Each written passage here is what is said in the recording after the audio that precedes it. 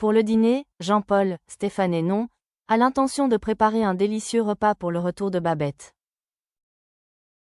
Il s'est donc rendu au marché pour acheter du poisson frais.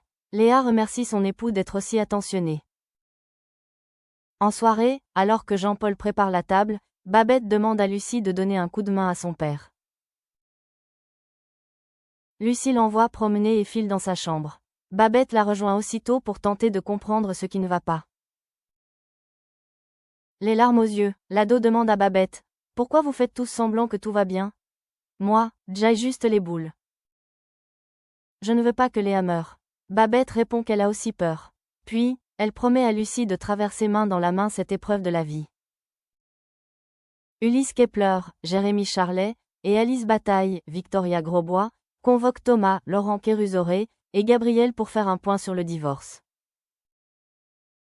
Kepler informe Thomas que Riva renonce à ses parts du Mistral en échange d'une importante compensation financière.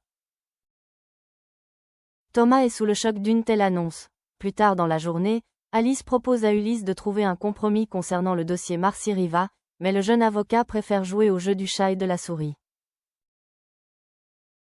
Il l'invite ainsi à boire un verre, mais Alice refuse la proposition. Vont-ils se tourner autour longtemps ? Pendant ce temps, au Mistral, Thomas cherche un document officiel qui pourrait empêcher Riva de lui réclamer une prestation compensatoire. Barbara, Léa François, tente de le calmer, mais Thomas est sur les nerfs. Soudain, en fouillant dans les papiers, Thomas retrouve la fameuse lettre que Gabriel lui avait écrite pour se faire pardonner. Thomas a une illumination, il compte bel et bien s'en servir pour gagner la bataille contre son futur ex-mari. Au petit matin, au commissariat du Mistral, Samuel, Iñaki Lartigue, regarde en boucle la vidéo de son téléphone. Il s'agit de son ancienne petite amie. Dans un flashback, on revit la scène en compagnie de Samuel. Il semble follement amoureux de cette femme, mais celle-ci le met en garde : « Ce n'est pas une bonne idée, je ne vais t'attirer que des problèmes. » Quelques minutes plus tard, Charlotte de Lapointe informe ses collègues, Samuel et Idriss, qu'elle a retrouvé du chlorure de sodium dans le téléphone d'Alix. Samuel en profite pour prévenir Idriss qu'il ne croit pas que Vadim, Léo Mazo, soit le coupable. Mais a-t-il vraiment raison ?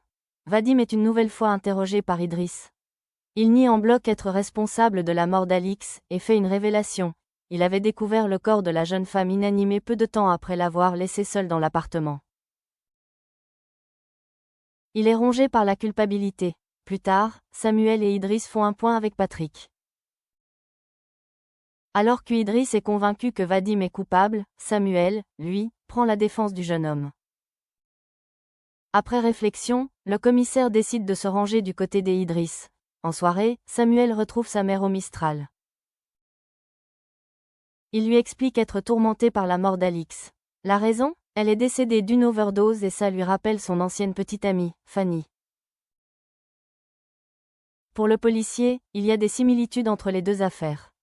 Sa mère s'énerve en lui disant : « Arrête de faire n'importe quoi, ça nous a coûté assez cher. »